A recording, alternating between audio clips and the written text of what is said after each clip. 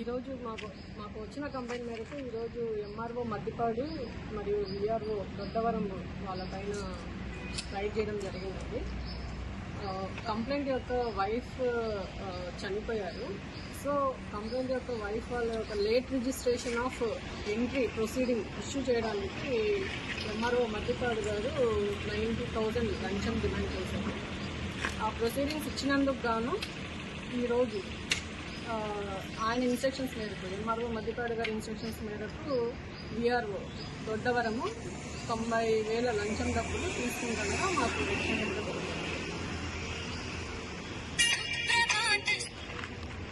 VRO దొరికారు. MRO voice కూడా ఉన్నది. సో ఇద్దరిని పట్టుకోవడం